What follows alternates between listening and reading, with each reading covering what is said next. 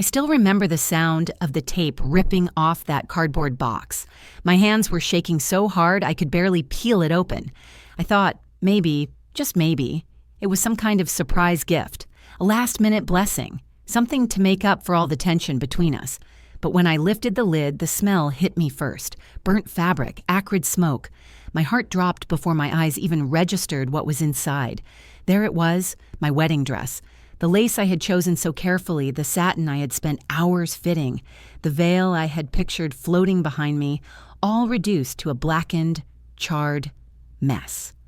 Ashes clung to the box like they were mocking me, and on top of it, like salt poured directly into an open wound, sat a folded note. I unfolded it with trembling fingers, praying it wasn't real, praying I was wrong. But the words were there, scrawled in my mother's familiar handwriting. Let's see how you celebrate now. I swear, for a moment, I couldn't breathe. My vision blurred. My chest tightened so much I thought I'd collapse right there on the bedroom floor. It was my wedding day, the morning I had dreamed about since I was a little girl, and the people who were supposed to stand beside me, the people who gave me life, were the very ones trying to destroy me. I gripped the box so tightly that the cardboard bent under my fingers. My bridesmaid, my best friend Jenna, peeked through the door, her voice light and teasing at first. "Hey, Ava, are you crying because you're nervous, or—" She froze when she saw my face. Oh my God, what's wrong? I couldn't even form the words. I just turned the box toward her. Her gasp told me I wasn't imagining it. They burned your dress?" she whispered. I nodded, tears spilling hot and fast. My parents hadn't just skipped my wedding. They hadn't just refused to show up. They had gone out of their way to humiliate me, to make sure I felt their absence like a knife in my chest. That's when my phone buzzed. I snatched it up, hope surging in my chest like a fool. Maybe it was an apology. Maybe it was them realizing how cruel they'd been. But no, it was a picture. My father, Daniel, and my mother, Elaine, smiling under the sun, drinks in hand, standing on a beach with waves crashing behind them. The caption read, "Finally free. Cheers to new beginnings." New beginnings. On the day of my wedding, I sank onto the edge of the bed, clutching the phone, my whole body trembling. I wanted to scream. I wanted to throw the phone across the room. But mostly, I wanted to know. Why? Why wasn't I enough for them to love, to stand by, to at least pretend to care? At that moment, the door opened again. Ethan, my fiancé, stepped inside, looking sharp in his tux, his eyes lighting up the second they landed on me. But that light dimmed quickly when he saw the state I was in. "Ava, what happened?" he asked, his voice full of concern. I tried to hide the box, but Jenna shook her head. "She needs to tell you." Ethan crossed the room in 2 strides and looked inside. His jaw clenched, his shoulders stiffened. I had never seen him look so furious. He pulled me into his arms, holding me against his chest, his hand rubbing my back. "They did this?" he asked quietly. I nodded against him. His voice dropped, steady and cold. "They don't deserve you." "They never did." I pulled away slightly, wiping my face. "But they're my parents. How could they do this to me?" Ethan cupped my face in his hands, forcing me to look at him. His eyes were intense, steady. "Because they don't know who they're dealing with. They don't know that after today you're not standing alone anymore." Something in his tone made Jenna glance between us nervously, but I didn't press. I was too lost in the heartbreak, too stunned by the cruelty. I looked down at the ruined dress again, at the ashes and the mocking note, and I realized something I had never let myself believe before. This wasn't neglect. This wasn't just disappointment. This was deliberate, calculated. My own parents wanted me broken on the happiest day of my life. And in that moment, I made a silent promise to myself. They would not see me fall. Not today. Not ever. The morning started like something out of a fairy tale, at least for a moment. Sunlight poured through the curtains, casting soft golden stripes across my bedroom floor. My bridesmaids were already buzzing around, laughing, teasing, snapping little behind-the-scenes photos. The smell of hairspray and fresh roses filled the air. For anyone looking in, it was the perfect picture of a bride's big day. But beneath my smile, my chest carried a weight. It wasn't the usual nerves. It wasn't jitters about marrying Ethan. I never doubted him for a second. It was the emptiness. The 2 chairs I knew would be missing when the ceremony started. My parents' chairs. When I was little, I used to imagine my mom, Elaine, buttoning up my gown, telling me how beautiful I looked. I'd picture my dad, Daniel, walking me down the aisle with tears in his eyes, whispering, "I'm proud of you, sweetheart." But that was fantasy. The reality was that my parents hadn't been proud of me in a long time. They raised me with rules, expectations, and a cold kind of love, the kind where affection felt like a reward you earned, not something freely given. I was supposed to become their perfect reflection, but instead I fell in love with Ethan. And Ethan Carter was everything they despised. To them, he was too polished, too arrogant, and too rich for his own good. They didn't see the way he treated me, the way he held my hand when I was anxious, the way he stayed up late helping me study when we were in college, the way he looked at me like I was his entire world. They only saw his family name, the Carters, wealthy, powerful, and in their words, untouchable. I'll never forget the night I told them we were engaged. My mother's face hardened like stone. My father's lips pressed into a thin line. "Ethan Carter?" my dad asked flatly. I nodded, smiling nervously. "Yes, he proposed last night. We're getting married." Silence filled the room before my mother finally spoke. "Ava, this is a mistake. That family, they're not like us. They're better," I snapped before I could stop myself. Her eyes flashed. "Better?" "Money doesn't make people better, Ava, and neither does marrying into it. You'll regret this." I wanted to believe they'd come around eventually, that they'd swallow their pride and show up for me. I clung to that hope right up until the morning of my wedding. As the girls zipped up my gown and fussed with my hair, Ethan slipped into the room for just a moment, breaking tradition because he couldn't resist. His smile was wide, but his eyes softened when he saw me. "You look like a dream," he whispered. I laughed, swatting at his chest. "You're not supposed to see me yet." "I couldn't help it," he said, brushing his thumb across my cheek. "Besides, I wanted to remind you that today is ours. No one else's." His words warmed me, but the ache in my chest didn't disappear. Jenna noticed. She always did. She leaned against the vanity, arms crossed. "Still thinking about them, aren't you?" I sighed. I can't believe they won't even be here. Not even for this." She gave me a look, equal parts pity and frustration. "Ava, your parents haven't supported you in years. Why would today be different?" "Because it's my wedding," I said softly, almost to myself. "Because I'm still their daughter." Jenna walked over and squeezed my shoulders. "Family isn't about blood. It's about who shows up. And trust me, you've got plenty of people showing up for you today." She was right. Ethan's family was already downstairs, helping with final details, beaming with excitement like they'd been waiting their whole lives for this day, too. His mother, Margaret, treated me like her own daughter from the very beginning. His younger sister, Claire, called me the sister she'd always wanted. They never made me feel like I had to earn their love. It was just there, steady and certain. But still, a part of me longed for my parents' approval, for one day where they'd put aside their bitterness and be happy for me. I caught myself staring at my reflection in the mirror, lost in thought. My gown shimmered in the light, the delicate lace trailing across the floor. My veil rested neatly on the stand beside me, ready to crown me as I walked into a new chapter of my life. And yet behind the beauty, there was fear. Not fear of Ethan, not fear of marriage, but fear of what my parents might do. They weren't here. They hadn't called. And that silence felt louder than any words. I pressed my palms against the vanity, forcing myself to breathe. This was supposed to be the happiest morning of my life, and I told myself it would be, no matter what shadows lingered in the background. I straightened up, painted on a smile, and told my girls, "Okay, let's do this." But deep down, I had no idea that the silence I dreaded was about to be shattered by something much worse. The morning had been running smoothly, hair done, makeup set, my bridesmaids laughing, clinking champagne glasses, filling the room with that excited, nervous energy that makes a wedding day feel electric. I told myself I could push aside the ache of my parents' absence just for today. But then the knock came. It was sharp, quick. 3 raps against the doorframe. The hotel bellman stood there with a medium-sized cardboard box. His expression was polite but unreadable, as if he had delivered this package many times before. "Delivery for Miss Monroe," he said. My heart gave a little jump. I don't know why. Maybe because some stubborn part of me still hoped. Maybe they had changed their minds. Maybe they wanted to surprise me with something sentimental, like my grandmother's old locket.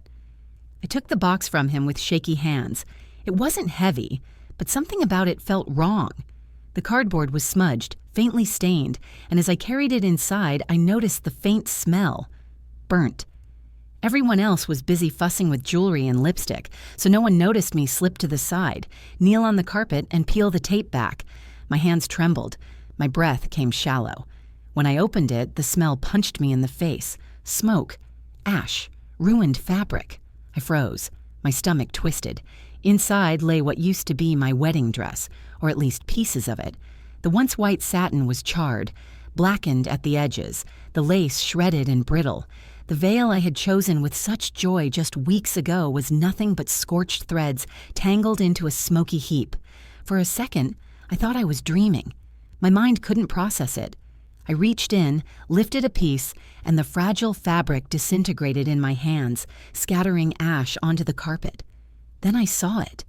A note. It was folded neatly on top, written in my mother's elegant handwriting, the same hand that used to sign my birthday cards when I was little. I opened it slowly, my pulse hammering in my ears. "Let's see how you celebrate now." 7 words. That was all, but it was enough to gut me. I gasped, dropping the paper as if it burned me. My chest constricted, my throat closed up. Tears blurred my vision before I could stop them. Jenna noticed first. "Ava?" she asked, her voice light, curious. She walked over, then stopped cold when she saw my face. "What's wrong?" What happened? I couldn't speak. I just pushed the box toward her. Her hand flew to her mouth. "Oh my God!" The others rushed over, their chatter dying instantly. The room filled with silence so heavy it felt like a physical weight pressing down on me. Jenna crouched beside me, whispering, They did this? Your parents?" I nodded, sobbing now, clutching at my chest like I was trying to hold myself together. One of the girls muttered angrily, "Who does this to their own daughter?" But before I could even begin to answer, my phone buzzed. Hope flared, stupid and desperate. Maybe it was them. Maybe they were calling to explain. Maybe this was some horrific mistake. I snatched up the phone. It wasn't a call. It was a text, a picture. There they were, my parents, on a beach, sunglasses on, drinks in hand, smiling like the happiest couple in the world. Behind them, turquoise waves sparkled under the sun. The caption under the photo read, "Finally free. Cheers to new beginnings, on my wedding day." I felt the air leave my lungs. My hand shook so badly I almost dropped the phone. I wanted to scream, to throw the phone against the wall, to tear that smug photo into pieces. But all I could do was sit there frozen, staring at the screen while my friends hovered helplessly around me. Then the door opened. Ethan. He stepped inside, adjusting his cufflinks, his smile ready to light up the room, until he saw me. His whole body tensed. "Ava, what happened?" Jenna looked at me, then back at him, uncertain. I swallowed hard, lifted the box, and showed him. For a long second, he just stared. His jaw tightened, the muscles in his face shifting. He looked down at the ruined dress, at the note, then back at me. "They did this?" His voice was low, dangerous. I nodded, tears streaming down my cheeks. "And they're at the beach. They sent me a picture." My voice cracked, barely above a whisper. "They don't even care." Ethan's eyes darkened. He crossed the room, took me gently by the shoulders, and pulled me into his chest. His hand rubbed my back as he whispered into my hair, "They will never hurt you again. Do you hear me?" I clung to him like he was the only thing keeping me upright. And maybe he was, because in that moment the truth hit me like a tidal wave. My parents hadn't just abandoned me. They wanted to ruin me. They wanted me broken, humiliated, destroyed. And I had no idea that the war they had started with a box and a note was about to bring consequences they could never have imagined. I don't know how long I cried in Ethan's arms. Time felt warped, the minutes dragging like hours. Every sob wrung me out until I was empty, hollow. My bridesmaids hovered, whispering, unsure whether to console me or leave me alone. All I could think was, this was supposed to be the happiest day of my life, and they destroyed it. But then, Margaret walked in. Ethan's mother had a way of commanding a room without even raising her voice. Dressed in an elegant navy gown, her pearls gleaming against her skin, she carried herself like someone who had weathered storms bigger than anything I could imagine. She took one look at my face, at the ruined box on the floor, and her eyes narrowed. Not in pity, in calculation. "What did they do?" she asked, her tone sharp, almost clipped. Jenna answered for me, her voice shaking. They burned her dress, and they sent it to her. With a note, Margaret's lips pressed into a firm line. She bent down, lifted the charred lace delicately between two fingers, and examined it like evidence in a trial. Then she straightened, her chin lifting. "Well," she said, her voice steady, "dresses can burn, but dignity cannot." "Ava, do you understand me?" I blinked up at her, stunned by the certainty in her tone. "But how do I walk out there like nothing happened?" "Everyone will know something's wrong." Margaret crossed the room and knelt in front of me, her hands surprisingly warm as they closed around mine. "You walk out there because you are not small, you are not weak, and you are not defined by their cruelty. Do you hear me? They tried to take today from you. Don't let them succeed." Her words cut through the fog, like sunlight breaking through storm clouds. My chest still hurt, my eyes still burned, but something inside me shifted. "Margaret's right," Ethan said softly, kneeling beside me. His eyes locked onto mine with that steady focus that always grounded me. "They don't get to write this story." "You do." I swallowed hard, trying to steady my breath. "But what am I supposed to wear? My dress is—" Before I could finish, Claire burst through the doorway, Ethan's younger sister, her cheeks flushed with excitement. "I have one," she shouted, holding up a garment bag. We all stared at her. "I was saving it for my future wedding," she explained, panting from rushing upstairs. "But Ava, it's yours now. It'll fit you. I know it will." Tears pricked my eyes again, but this time they weren't from despair. "Claire, I can't take your dress." "Yes, you can," she said firmly, thrusting the bag into my arms. "You will. Because today, you're family, and family takes care of each other." The room fell quiet. For the first time that morning, I felt something stronger than grief. I felt supported, protected, loved.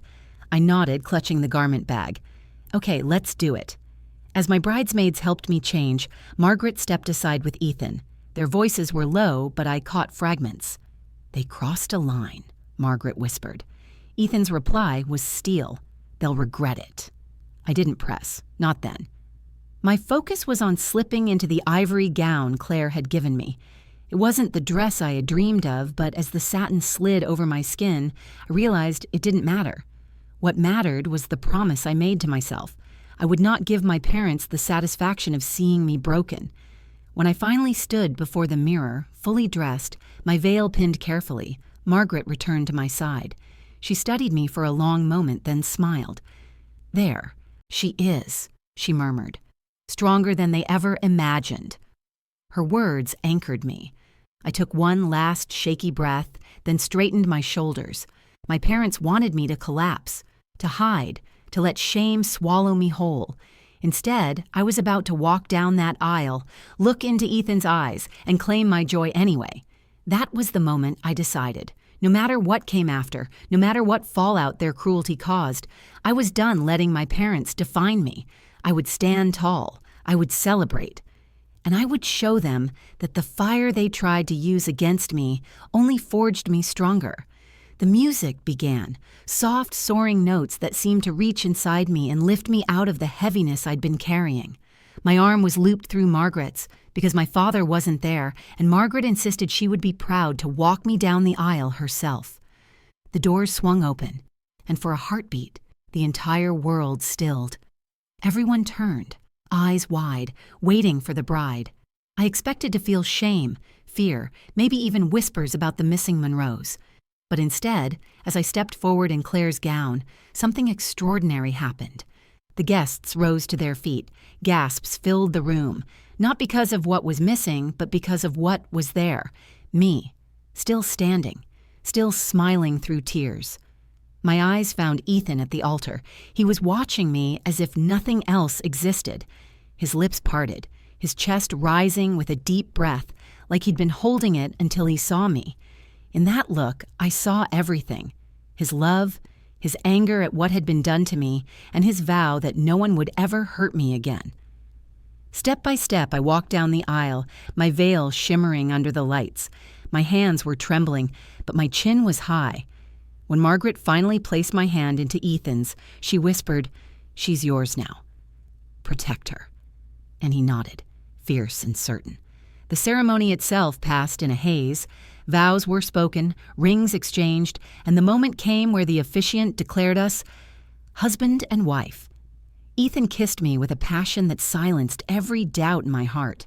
The room erupted in cheers, applause, laughter, even tears from guests who had watched us grow into this moment. For the first time that day, I felt joy, untainted, pure, unshakable joy. But it didn't last long. As we stepped into the reception hall, ready to celebrate, my phone buzzed, again and again. The screen lit up with the names Mom and Dad, call after call. I shoved the phone into my clutch, refusing to answer. They didn't deserve my voice. Not anymore. Later, while Ethan and I danced our first dance under the chandeliers, I saw Margaret step away to take a call of her own. Her expression was calm, but I caught the steel in her eyes as she spoke quietly into the receiver. By the time the song ended, she returned with a serene smile. "Everything's fine, darling," she said when I asked. "Enjoy your night." But whispers began circulating among the guests. A business associate of my father's had been overheard complaining that a major contract had just been withdrawn. Another muttered that the Monroe family's resort bookings had been mysteriously canceled. And then Jenna rushed to my side, her phone in hand. "Ava," she said, eyes wide, "look at this." She showed me her screen. My parents' smiling beach photo, the one they had sent me earlier, was now swarmed with comments. Guests at their resort claimed Daniel and Elaine Monroe had been asked to leave. Their credit cards declined. Their luggage held until payment was secured. My breath caught. What's happening?" Ethan slid an arm around my waist, leaning close. His voice was low, meant only for me. "Actions have consequences. They tried to humiliate you. They forgot who they were dealing with." I stared at him, realization dawning. "You mean your family?" He didn't answer directly. He just kissed my temple and whispered, "Dance with me. Tonight is yours." But the truth was clear. The Carter family had moved silently, decisively. Every tie my parents relied on, business partners, hotels, investors, was unraveling. Their little act of cruelty had triggered a storm they couldn't control. My phone buzzed again in my clutch. I didn't even look. I knew who it was. I knew what they wanted now. They had gone from mocking me to begging me, from flaunting their absence to pleading for my voice, and I had never felt stronger than I did in that moment, swaying in Ethan's arms while my parents' world collapsed outside those ballroom walls. The guests cheered as the music swelled. My in-laws raised their glasses high, their smiles warm and unshaken. And me? I smiled back for the first time that day, with no shadow on my heart, because I finally understood. My parents could burn a dress, but they couldn't burn my future. The wedding ended in a blur of music, laughter, and clinking glasses. By the time Ethan and I finally collapsed into our honeymoon suite, the adrenaline that had carried me through the day began to fade, leaving me heavy with exhaustion. But even then, my phone wouldn't stop buzzing. Voicemails, dozens of them. Texts stacked one after another, their tone shifting from smug to desperate. At first, they were furious. "How dare you ignore us, Ava? After everything we've done for you." Then panicked. "They're cutting us off. The hotel threw us out. Do you know what's happening? Answer us." And finally, pitiful. "Ava, please. We didn't mean for it to go this far. We just wanted to stop you from making a mistake. Please, call us." I stared at the screen, my thumb hovering over the play button. Part of me wanted to listen, to hear their voices tremble, to know they finally understood what it felt like to lose control.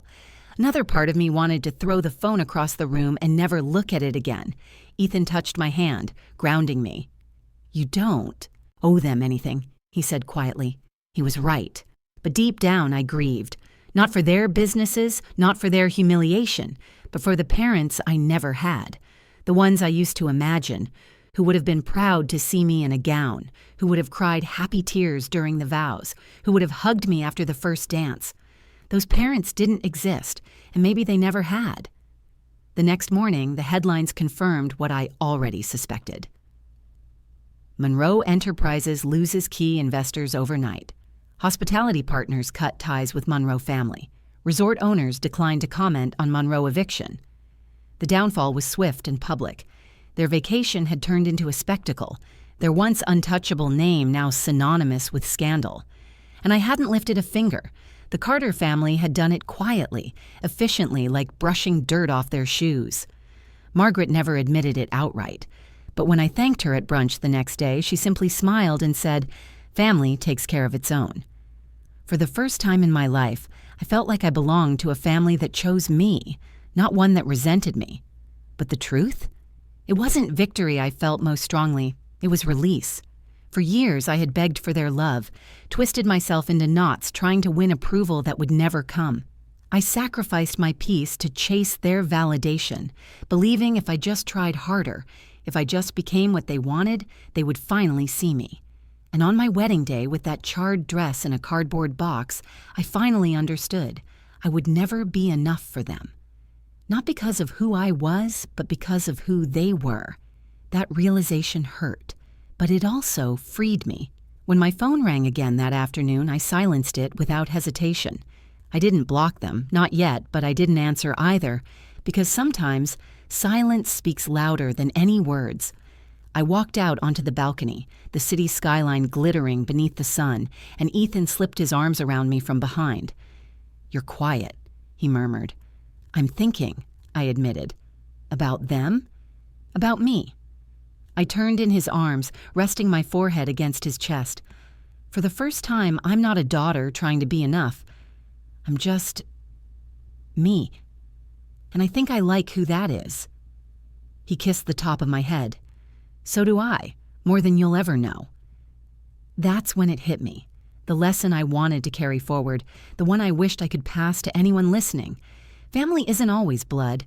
Sometimes it's the people who stand with you when everything burns. Sometimes it's the ones who hand you a new dress when your old one is turned to ashes. Sometimes it's the arms that hold you up when you can't stand on your own. I lost my parents on my wedding day, but in a strange, painful, beautiful way, I gained something far more valuable. I gained freedom, I gained clarity, and I gained a family who chose me without conditions. So no, I never called them back. And maybe that silence was the only answer they ever deserved. That was my story, the day I should have lost everything. But instead, I found out how strong I could be. My parents tried to burn my happiness to the ground, but love, resilience, and real family helped me rise from the ashes.